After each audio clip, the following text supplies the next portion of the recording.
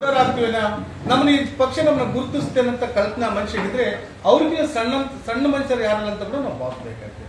ಇವತ್ತು ಬಹಳಷ್ಟು ಮತದಾರರು ಯುವ ಮಿತ್ರರು ಇವತ್ತು ಎಲ್ಲಾ ಕಡೆಗೆ ನೋಡ್ರಿ, ಇವತ್ತು ವಾಟ್ಸ್ಆಪ್ ಫೇಸ್ಬುಕ್ ಮೀಡಿಯಾದಲ್ಲಿ ನೋಡಿ ಪ್ರತಿಯೊಂದು ಊರಲ್ಲಿ ಕೂಡ ಈ ದೇಶದ ಪ್ರಧಾನಿ ಬಗ್ಗೆ ಲಕ್ಷಾಂತರ ಜನ ಯುವಕರು ಘೋಷಣೆ ಮಾಡ್ತಾರ.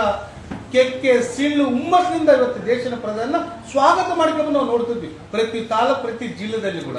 ಆದ್ರೂ ಪ್ರೀತಿಯಿಂದ ನೋಡ್ಬೇಕಾದ್ರೆ ನಮ್ಮ ಈ ದೇಶದ ಪ್ರಧಾನಿ ಇವತ್ತು ಬಹಳಷ್ಟು ಹೇಳ್ತಾರೆ, ಯಾವಾಗ ಕೇಳಿದ್ರೆ ದೇಶದ ಪ್ರಧಾನ ಬಗ್ಗೆ ಮಾತಾಡ್ತಾರೆ, ಯಾವಾಗ ಪ್ರೆಸ್ ಮೀಟ್ ಮಾಡಿದ್ರೆ ನಾನೇನ್ ತಿಳ್ಕೊಂಡ್ಬಿಟ್ಟಾರೆ ಅಂದ್ರೆ ಇವತ್ತು ಈ ಜಿಲ್ಲಾ ಉಸ್ತುವಾರಿ ಮಂತ್ರಿ ನಾನು ಈ ದೇಶದ ಪ್ರಧಾನ ಬಗ್ಗೆ ಹೆಚ್ಚಿಗೆ ಮಾತಾಡಿದ್ರೆ ನಾನು ಕೂಡ ಸಿದ್ದರಾಮಯ್ಯ ಸಾಹೇಬರಾದಂಗೆ ಆಗ್ತಂತ ಕನಸನ್ನು ಕಾಣಬೇಕಾದ್ರೆ ಅದು ಮುಟ್ಟಾಳತನ ಬುದ್ಧಿ ಅಂತ ನಾನು ಭಾವಿಸ್ಬೇಕು.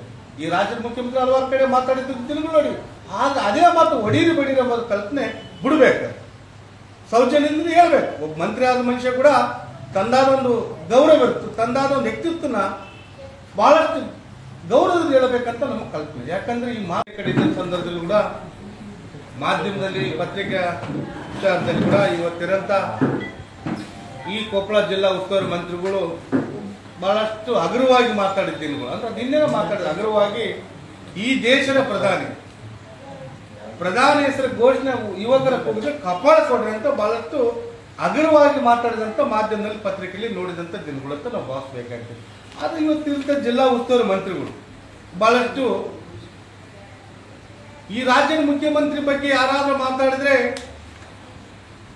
ನಾನು ಅಲ್ಲಿಗೆ ಬರ್ದಂತ ಹೇಳ್ತಾ ಇದ್ದಾರೆ, ಕೆಟ್ಟದಾಗಿ ಮಾತಾಡಿದ್ರು. ಇವತ್ತು ದೇಶದ ಪ್ರಧಾನಮಂತ್ರಿ ಬಗ್ಗೆ ಕಾರ್ಯಕರ್ತರ ಬಗ್ಗೆ ಮಾತಾಡಿ ಹಿಡ್ಕಲ್ಲು ಹೊಡೆದ ಅಂತ ಹೇಳ್ತಿದ್ದಾರೆ. ಅಂದ್ರೆ ಈ ಜಿಲ್ಲಾ ಉಸ್ತುವಾರಿ ಮಂತ್ರಿಗೆ ಏನಾದ್ರು ಒಂದು ಸೌಜನ್ಯ ಎಂಬ ಮಾತು ಇದೆಯೋ ಇಲ್ಲ ಅಂತ ನಮಗೆ ವಿಚಾರ ಮಾಡ್ಬೇಕಾಗುತ್ತೆ. ಯಾಕಂದ್ರೆ ಒಬ್ಬ ಮಂತ್ರಿಗಳು 3 ಸಲ ಮಂತ್ರಿ ಆದವರು, 3 ಸಲ ಶಾಸಕರಾದವರು ಏನ್ ಮಾತಾಡಬೇಕಂದ್ರೆ ಆ ಮನುಷ್ಯ ಸೌಜನ್ಯ ಇಲ್ಲ ಅಂತ ನಮ್ಗೆ ಕಲ್ಪನೆ ಇರೋದ್ರಿಂದ ಇವತ್ತು ಬಹಳಷ್ಟು ಹಗುರವಾಗಿ ಮಾತಾಡಬಾರ್ದು ಅಂತ ಕೂಡ ನಮ್ಮಲ್ಲಿ ಕಲ್ಪನೆ. ಯಾಕಂದ್ರೆ ಯಾವುದೇ ಒಬ್ಬ ದೇಶದಲ್ಲಿ ಈ ದೇಶದ ಪ್ರಧಾನ ಬಗ್ಗೆ ಯಾರೇ ಒಬ್ಬ ಎಲೆಕ್ಟೆಡ್ ಮೆಂಬರ್ ಬಗ್ಗೆ ಕೂಡ ನಾವು ಗೌರವಿಸಬೇಕು, ಗೌರವದಲ್ಲಿ ಮಾತಾಡಬೇಕು.